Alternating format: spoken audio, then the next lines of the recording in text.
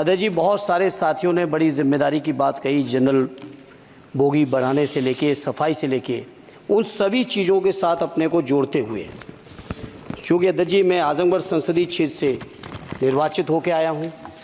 आजमगढ़ संसदीय क्षेत्र अपने आप में बहुत ऐतिहासिक क्षेत्र है। अल्लामा शिबली नुमानी, कैफ़ी आज़मी, अयोध्या प्रसाद हरियोत से लेके तमाम जो हमारे एक से एक महान लोगों की ये सरजमी रही है। अदर जी, आजमगढ़ क्षेत्र अलग अलग विविधताओं से भरा हुआ है।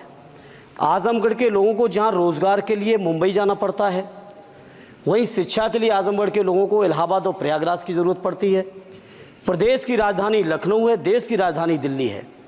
इसलिए मैं अपनी ओर से अपने क्षेत्र के लिए आजमगढ़ से मुंबई, जो कोरोना से पहले, माननीय मंत्री जी ध्यान दे दें, कोरोना से पहले आजमगढ़ से मुंबई एक रेल चलती थी जो कोरोना काल से बंद चल रही है।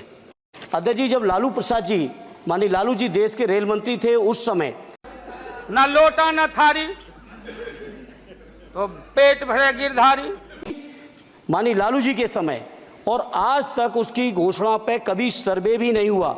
इसलिए मेरा अनुरोध है, वो पुरानी योजना है। धर्मेंद्र जी, आप ये समझो अब कि घोषणाएं घोषणा होती थी, कुछ नहीं होता था। नहीं, ये बात सही नहीं है कि रेल मांगा गया था।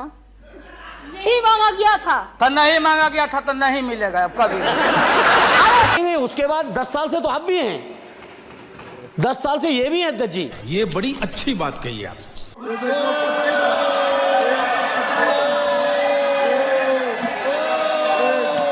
ऐसा नहीं है, ऐसा नहीं है। 10 साल से ये भी बैठे हैं। चूंकि हमारी पार्टी के पास समय कम है, इसलिए हम उसको ज़्यादा लंबा नहीं कहेंगे। दूसरा, मैनपुरी से घोषणा नहीं की थी, घोषणा उन्होंने की तो थी। पूरा करना इनकी भी जिम्मेदारी है कि अध्यक्ष जी, विभाग नहीं बदल गया है, भारत सरकार की जिम्मेदारी है। आज जो ये मंत्री जी घोषणा करेंगे, अगले मंत्री की जिम्मेदारी बनेगी, अगले मंत्री की जिम्मेदारी बनेगी।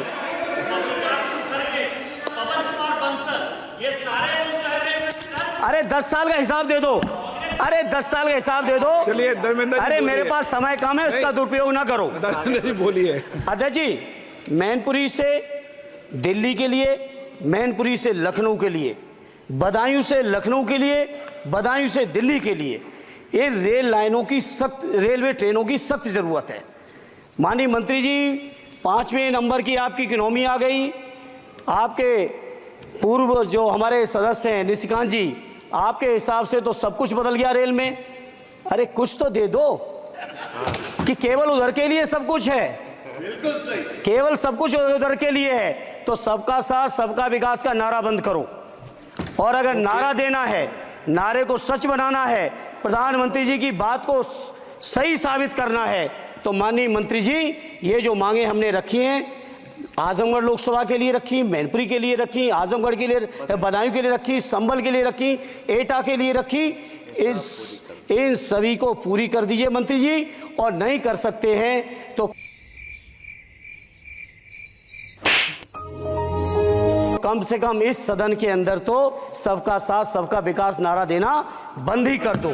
आज देश सबका साथ सबका विकास, और नारा जिस दिन देना बंद कर दोगे और ये कह दोगे कि आप विपक्ष में आपका नहीं करेंगे, उस दिन हम अपने क्षेत्र के लोगों को संतुष्ट भी कर लेंगे। हमारे क्षेत्र के लोग इतने स्वाभिमानी लोग हैं तो करना